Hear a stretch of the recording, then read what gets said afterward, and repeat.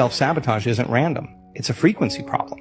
When you start to level up, when you stretch beyond your old identity, your nervous system panics, not because you're broken, but because growth feels unsafe to a body that's used to surviving, not thriving. So what happens? You procrastinate, you ghost opportunities, you attract drama, you fall back into old habits.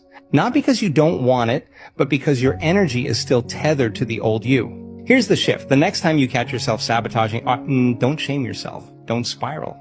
Pause, breathe, recognize this is just old survival energy trying to keep me small. And choose differently even if it feels uncomfortable. Because healing isn't about being fearless. It's about moving forward while your body still remembers fear.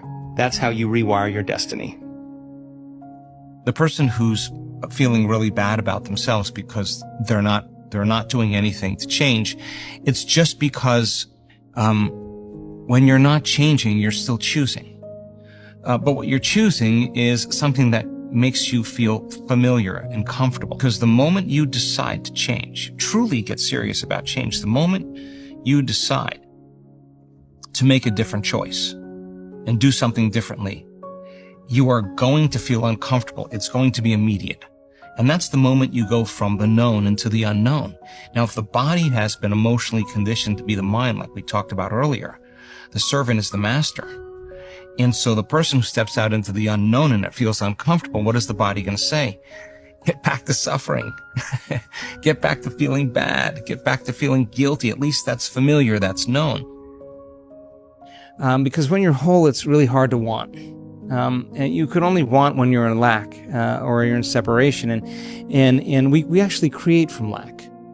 We actually create from separation. If you see something that you don't have, that someone else has, and you're aware now that it exists, and you say, I want that, the lack of not having it actually inspires you to create and get it, right? So we create from lack and separation. And so if people are spending their whole time in their life working really hard to get the things that they want, behaving differently so they can get that thing, and then when the novelty wears off from that thing, here comes that feeling again of lack and separation. And we reach a point in our life, for many people, where nothing's making that feeling go away.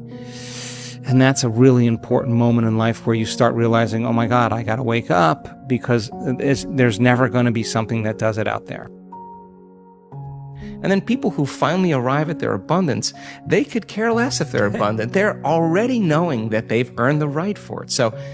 So there's sometimes a shortcut in the process, if we really learn and we really get it. But the trial and error is so important, because not only is the person earning the right to be wealthy, but they're earning the right to live in worthiness, worthy to receive. Like, hey, people come to our work all the time for a lot of reasons, and one of the common reasons is they want to get healthy. Yeah, and because they're dealing with a very serious health condition. And I always say the same thing to them. Stop wanting to be healthy. Learn the formula on how to get healthy. Learn the formula on how to heal, and the healing will be the side effect of it. If you're obsessing about why am I not healed, you're still the old person. You're going to become that person every day, right?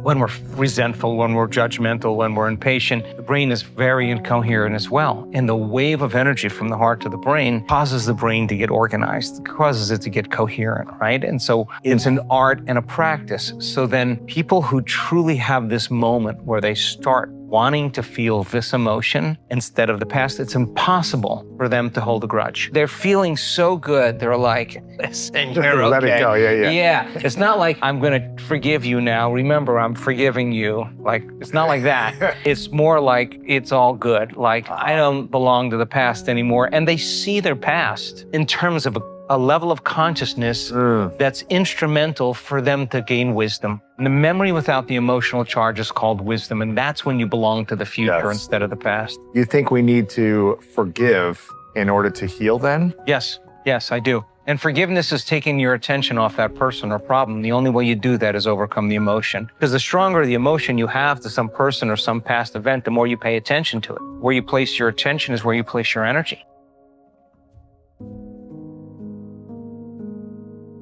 When energy makes it to the heart, it begins to broaden the field around the body. An energy that's literally measurable, a magnetic field. And that energy is a frequency. When there's a vibrational match between your energy and some possibility that exists in the quantum field, something magical happens, because once energy makes it to your heart, you're creating from the field instead of from matter. Now this weird thing starts to happen and things start coming to you. Now you don't have to rush anywhere to get it. You're not creating a matter to matter from three-dimensional reality to three-dimensional reality. That takes time. You're creating from the field, and it's the field that creates matter. So all of a sudden, you start seeing things coming to you. When you see that, and you start to see that they're coming in unusual ways that surprise you, you're going to begin to wake up to the fact that you're probably more the creator of your life and less of the victim of your life. You have to be open-minded to the possibilities that I can do this. Once you shut your mind down to the possibility that it can be achieved, there's no way it can happen. If you want some kind of a good outcome, you're going to have to work hard for it. And if you don't work hard for something, you're not going to get an outcome that's really worth much. No one's perfect. Nope. I'm not perfect now. I never will be. You're not, and you never will be, but you're better than you were yesterday, and you're going to be better tomorrow.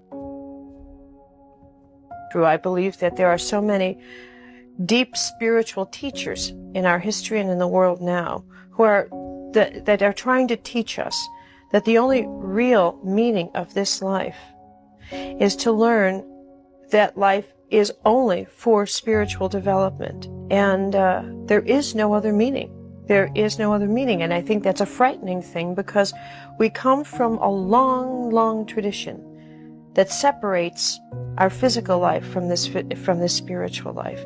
That if we're going to choose spiritual development as our priority, we therefore must abandon physical life. That the next step of evolution within the spiritual path is the merger of our spirit with our physical body, and living then within in a simultaneous harmony with the power and the energy that flows through both. And I believe that's where we're going.